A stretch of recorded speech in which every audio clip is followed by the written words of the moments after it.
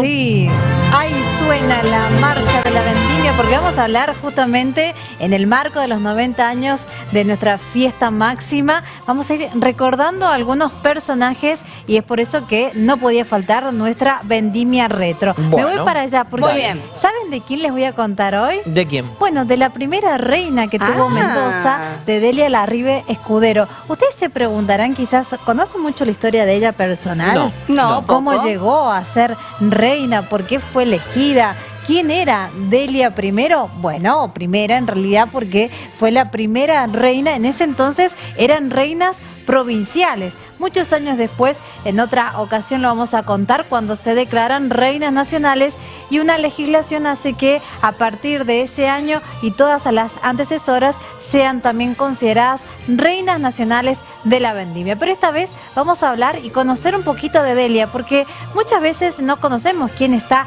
detrás de esa corona. Bueno, en aquel entonces no había corona, pero sí tenían los atuendos típicos de una verdadera cosechadora, aunque Delia no era ninguna cosechadora. Delia era una muchachita de 16 años que venía de una sociedad adinerada. Ella pertenecía a la élite del Mendoza de aquel entonces. Uno se imagina que era de esas cosechadoras que eran elegidas entre los viñedos, pero no fue así el caso de Delia Larribe Escudero. Ella nació en 1920 en el departamento de Godoy Cruz, departamento que representó y que termina coronando como la primera reina de la vendimia. Quizás sin saber Delia que iba a ser ella la pionera de una tradición que hoy cumple 90 años. El 18 de abril de 1936, a los 16 años, fue coronada como reina. En aquel entonces se hacían la fiesta de la vendimia en los meses de abril, no se hacía en marzo como ahora. Después, con el tema de las lluvias, decidieron trasladar la fiesta a marzo. Fue presentada como vendimiadora, pero claro, yo les decía, no era vendimiadora. Ahora vamos a contar un poquito acerca de su historia. Era hija única y fue criada por su abuelo, Jan Larribe, quien era un hombre muy adinerado, un inmigrante muy poderoso de la época, que justamente tenía un amigo que le dijo: ¿por qué no presentamos a la chica para que se presente como reina dentro del ámbito de los empresarios? Porque ella justamente se iba a sentir cómoda en ese ambiente. Entonces es así como la presenta a causa del amigo de su abuelo, que fue el que la termina criando, porque su padre fallece cuando ella era muy pequeña. La familia Escudero, por parte materna, eran dueños del Casino de Mendoza, del Casino de Viña del Mar y del Hotel de San Martín en Chile.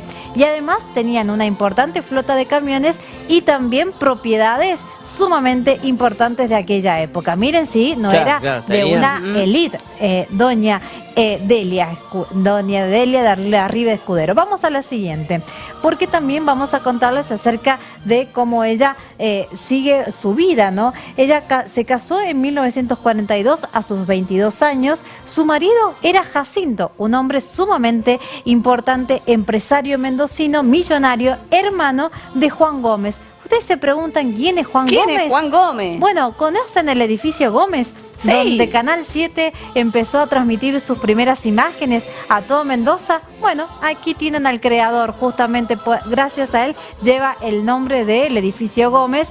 Por eso eran una familia de la alta sociedad y quienes trajeron la televisión a Mendoza, nada más ni nada menos, ¿sí? Bueno, en cuanto a Delia, también hay que decir que fue una vendimia de 1936 sumamente emotiva, donde el carrusel se llevó adelante en el Parque General San Martín y después, claro, no se llamaba carrusel, era como una forma de ir mostrando a las candidatas.